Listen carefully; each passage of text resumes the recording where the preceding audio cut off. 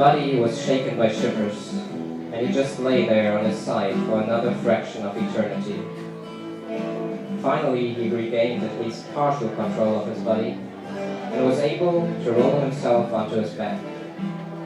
He stared up into the dark gray above that looked like it was about to erupt in a violent thunderstorm. But time passed, and nothing happened. Suddenly, the sound of music reached his ears again, echoing back and forth from the buildings around him.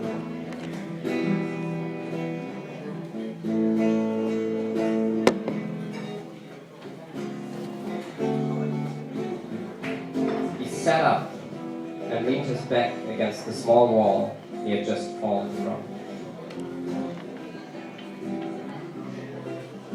Two girls entered the roof from the door in front of him, and when they saw him cowering on the floor, one of them asked, "Are you all right?"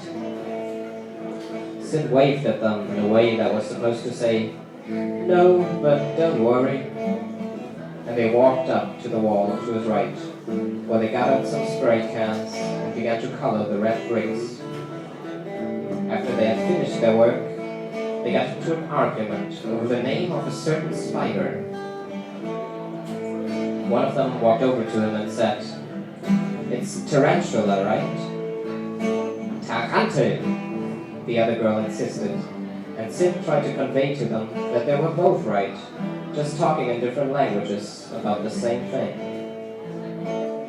The girls thanked him, and as they turned away, one of them looked over her shoulder and told Sid to find her on a social network. "Add me. My name is Tarantula," she yelled, and walked away. Sid knew he wouldn't do it since he kept away from those forums whenever he could. But he wondered how serious she had been. Was that the way you established human contact these days? Exchanging a few words with a random stranger was enough to tell him to become your friend? At least your virtual friend? Could there still exist something like a human connection and real emotions in that virtual world? Sid was inclined to deny that possibility until he remembered what he had heard in the psychology seminar earlier today.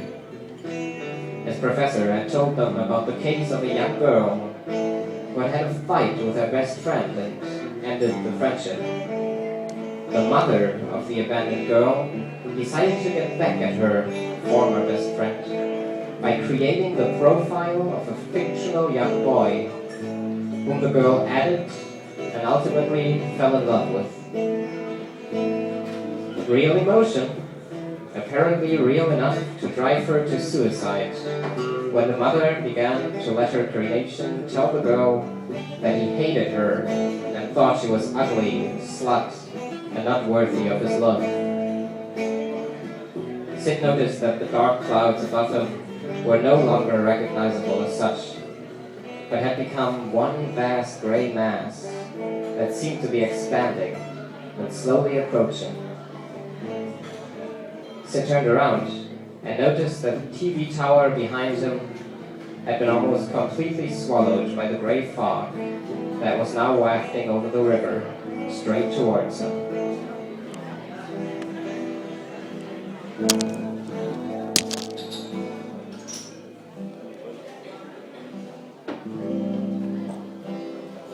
He got up and left the ice cream factory in order to return to safer realms. He followed the sounds of the music that carried him back to the giant black speakers, in front of which he tried to lose himself in the rhythmic waves they produced.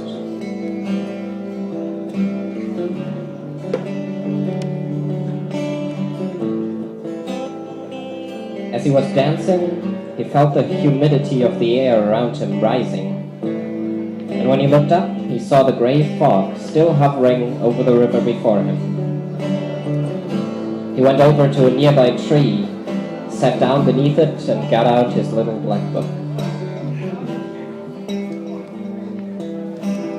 He noticed that it was almost full and realized that he had forgotten to buy a new one. at the tiny store at his university today. But he took up his pencil anyway and began to write. The formless gray keeps approaching, diffusing in my life of misery. Whenever I turn, I see gray. How much longer can I stay in these realms of safety? How much longer will the music play and keep the gray darkness away? I can't say, but I hope I'll find another way to fend it off. Come the day when there no longer is music in my life.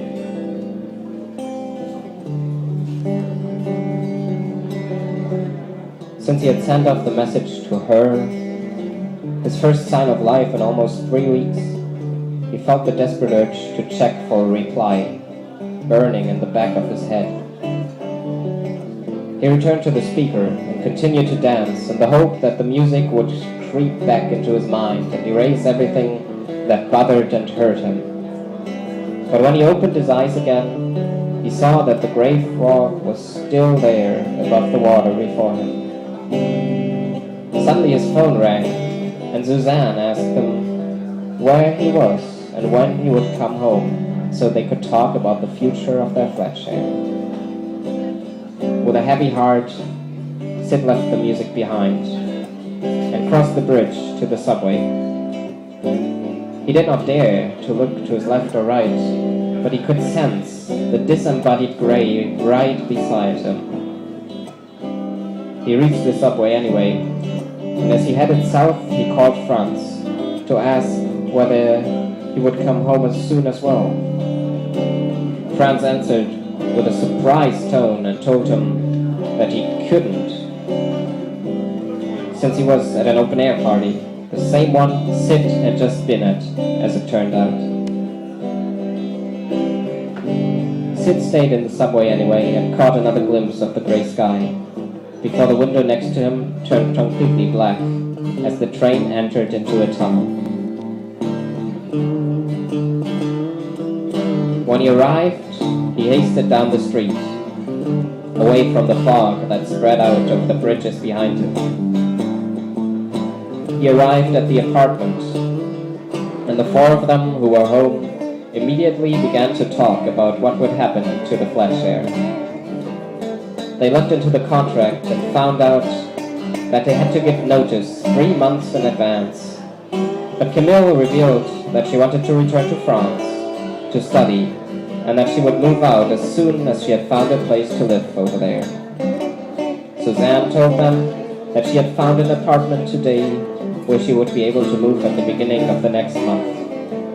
And Heidi said that she would probably leave for Africa soon, and would like to live at a friend's place until then, since they did not have a regular income right now.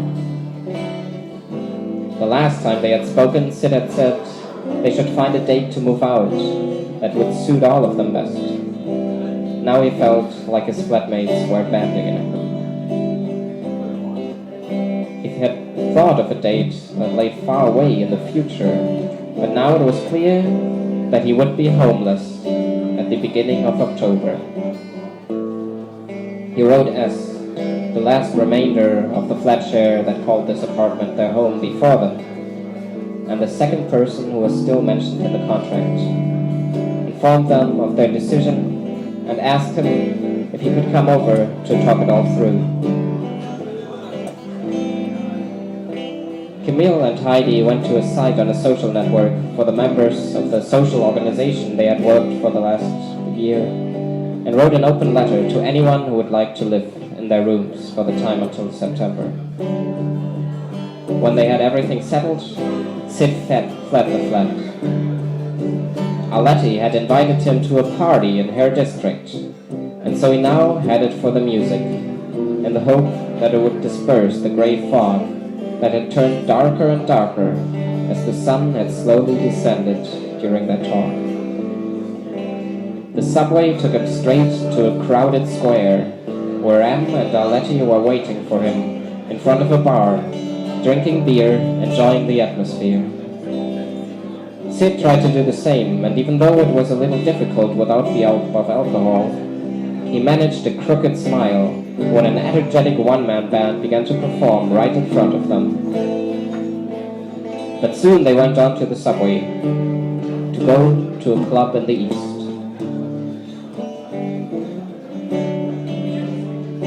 As they waited for the train, Sid drew a rose with the chalk in his pocket onto the walls of a nearby construction site.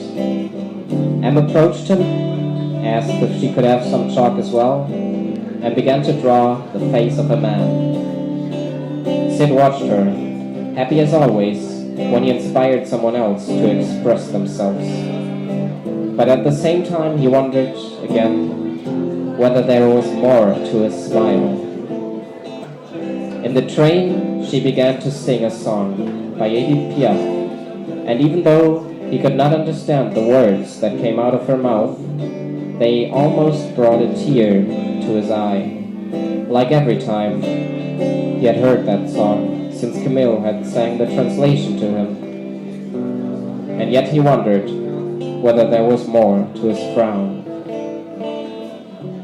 They met up with a few more French people and got out close to the bridge Sid had been at earlier.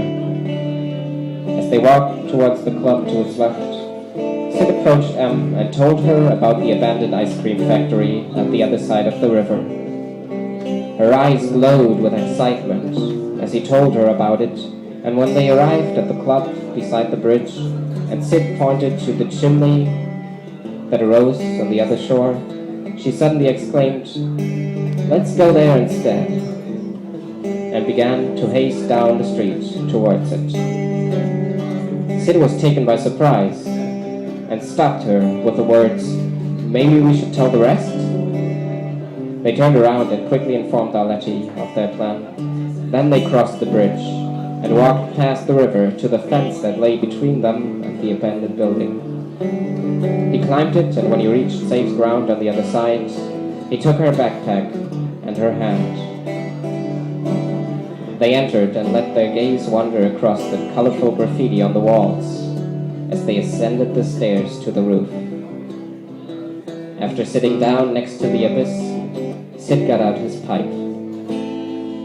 "It's been a week," he said with a sigh, and thought, if this isn't the place and time to smoke, I don't know when.